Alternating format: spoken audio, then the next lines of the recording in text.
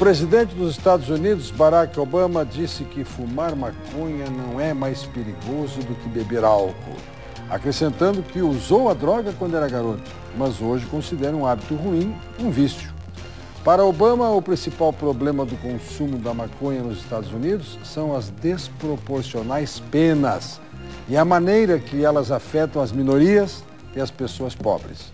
Ele considerou que as leis estaduais lá nos Estados Unidos, como a do estado do Colorado, que despenaliza o consumo privado de maconha, devem avançar, a fim de igualar a aplicação de todas as leis em todos os estados. Segundo o presidente americano, o grande problema é definir onde pôr limite à permissividade com as drogas, quando outros narcóticos mais pesados continuam provocando um profundo prejuízo e custo social. Vereador, o seu posicionamento sobre descriminalização e, se quiser falar sobre o episódio em si, vivido na Zona Sul de Porto Alegre. Bom, Brito, boa noite a todos que nos assistem. Esse realmente é um tema muito importante, que vai muito além da questão da maconha em si, e se trata de uma questão sobre a violência no país, o tema da segurança pública hoje no Brasil e em toda a América Latina.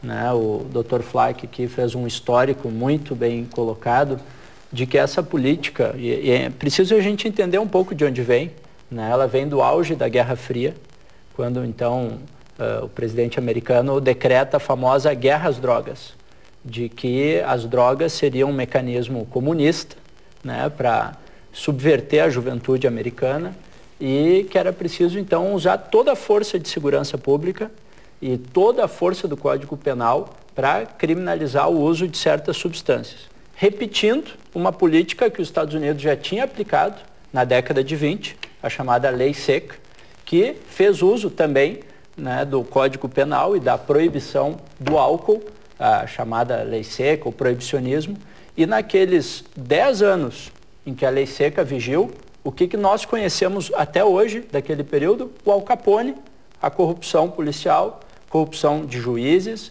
o aumento de homicídios nos Estados Unidos em 78%, em 10 anos, né? O aumento da massa carcerária em 300% e 150 mil casos de cegueira e paralisia porque as pessoas bebiam álcool que era produzido nas casas, né? Artesanal, e bebiam álcool de cozinha. Essa política, nós todos sabemos, os Estados Unidos sabe, que não funcionou. E nós pegamos essa política e trouxemos na década de 60 e foi colocado como obrigação para os países que apoiavam os Estados Unidos, no auge da Guerra Fria, que eram obrigados a apoiar essa política. E o que nós temos nesses 40 anos? Nós temos mais ou menos 30 milhões de jovens nesse momento presos por causa dessa política de guerra às drogas. E eu pergunto para todos se nesses 40 anos o consumo de drogas, dessas drogas, que a pretensa guerra às drogas queria acabar, aumentou ou diminuiu? A violência associada não ao uso delas, mas à forma como os estados procuram inibir elas, com o uso da força, com a criminalização, aumentou ou diminuiu? Né? Então, a gente acabou de ver o presídio de Pedrinhas, né, lá no Maranhão, tem tudo a ver com esse tema, porque 65% dos presos lá de Pedrinhas provavelmente foram enquadrados nessa lei bastante ampla de 18 verbos, né, que portavam, estou chutando aqui, talvez menos quantidades que o senhor referiu, mas eram de classe baixa, e é isso que o presidente Obama corajosamente falou. Na minha opinião, foi o primeiro presidente americano a falar no exercício do mandato. O presidente Clinton, assim como o ex-presidente Fernando Henrique, hoje fazem parte de uma associação de ex-presidentes das Américas, Vicente Fox, que inclusive é investidor do mercado agora de cannabis, né, investiu 10 milhões de dólares, se uniram para declarar que a política de guerra às drogas foi um fracasso. Ela carregou e está carregando até hoje as nossas polícias para resolverem um problema que teria que ser resolvido pela saúde pública, pela assistência social, por uma política de educação e não simplesmente jogando dezenas, milhares de jovens. Quero lembrar que hoje o Brasil saltou de 150 mil presos em 80 para 650 mil presos hoje. né? E por acaso, as pessoas dizem que não se prende ninguém, né? Nós somos o país do mundo que hoje mais prende, muito mais que o próprio Estados Unidos, né? Que qualquer outro país. Isso está reduzindo o consumo, né? E qual é a questão que tem que se discutir? Por que a maconha é importante, né?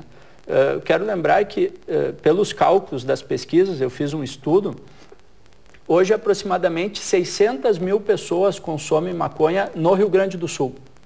600 mil pessoas consomem aproximadamente, são números aproximados, porque infelizmente, por causa da guerra às drogas, nós gastamos todo o dinheiro na repressão e não em pesquisas que deveriam ser feitas, né?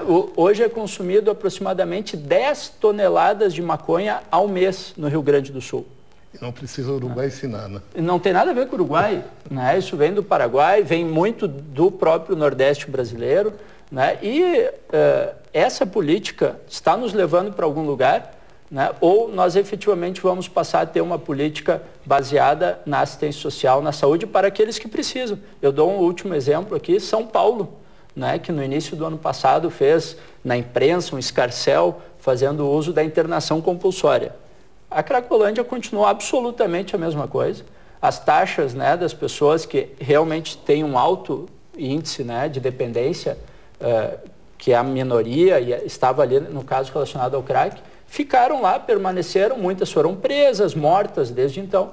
E agora começou uma nova política que o prefeito Fernando Haddad instaurou essa semana, baseada no emprego, no acolhimento, não teve repercussão, né? Infelizmente, o discurso durão, né, aquele que defende pena dura, prisão, ele dá ibope, ele atrai, ele, né, faz as pessoas lerem jornal, mas ele está nos levando para o fundo do poço e para a criminalização, como disse hoje o presidente Obama, da juventude negra, e ele se referiu à latino-americana. Aqui eu faço referência à juventude dos rolezinhos, né, à juventude da periferia, que só vê o Estado na favela, por muitas e muitas décadas, na repressão ao tráfico de drogas. Nunca recebeu uma política social, uma política de esporte, lazer, né? Então, será que essa política da guerra às drogas, que o presidente Obama hoje, pela primeira vez, falou contra ela, né, não nos levou para um estado de cegueira, que eu acho que nós temos que sair?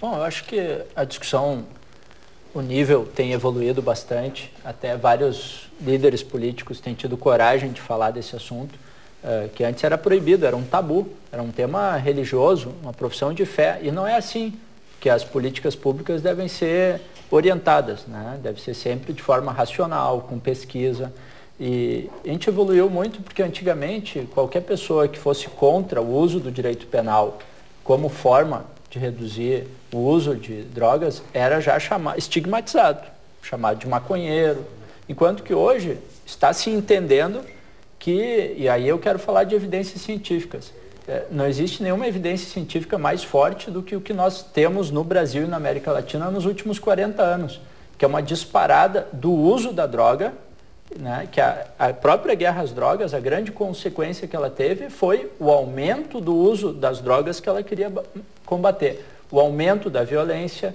Isso são evidências científicas, os 60 mil brasileiros mortos por ano, né, não pelo uso, pela consequência que o uso da maconha. Eu nunca ouvi falar de alguém dizer que vai fumar uma maconha para ir matar uma pessoa, né? Agora, álcool sim.